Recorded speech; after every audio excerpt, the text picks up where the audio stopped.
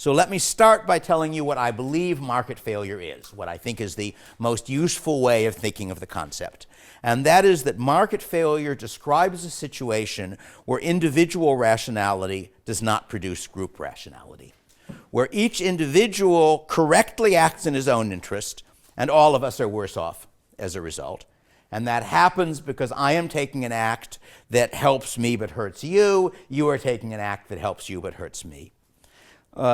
It is not limited to markets. And let me start with my very favorite example.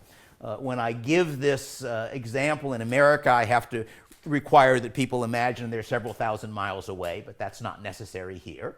I just want you to shift back about 1,000 years and imagine that you are part of a line of about 10,000 men with spears, and the spears are pointing that direction. And the reason they're pointing that direction is that there are another 10,000 men with spears coming at you on horseback. If you like, you can assume that that you're Harold Godwinson's people and that those are the Bastard's people. And you do a very quick cost-benefit calculation. And you say, if all of us stand and keep our spears planted, with luck we can break their charge. And if we break their charge, some of us will die, but most of us will live. If we run, horses run faster than we do. I should stand. I'm sorry, I made a mistake. I said we. I don't control him and him. I only control me.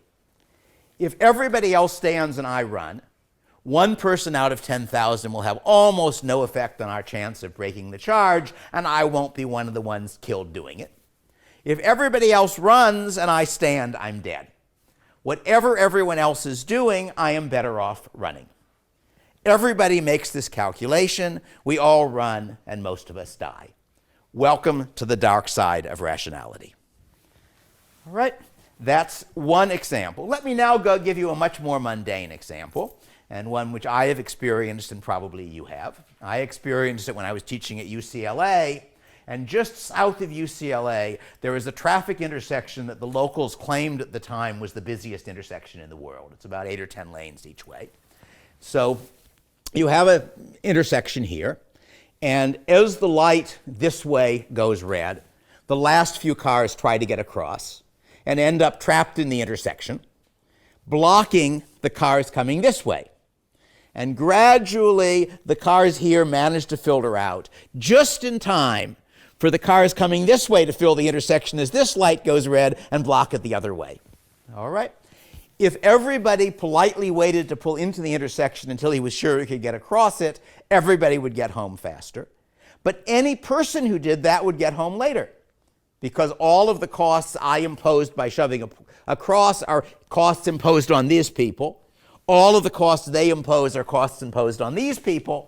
Hence, each of us is correctly making the decision in his own interest, and we're all worse off as a result. All right? That's my second example. Let me give you a third example, which I am even more confident you have experienced.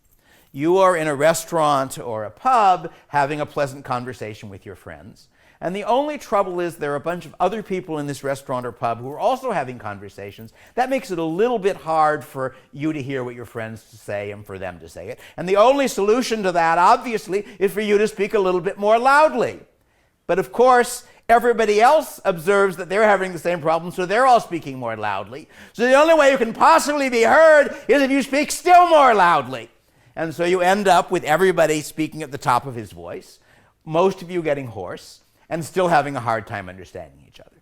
And as you can see, all three of these stories have the same basic logic. They are all cases where the individual rational behavior does not lead to the group rational behavior.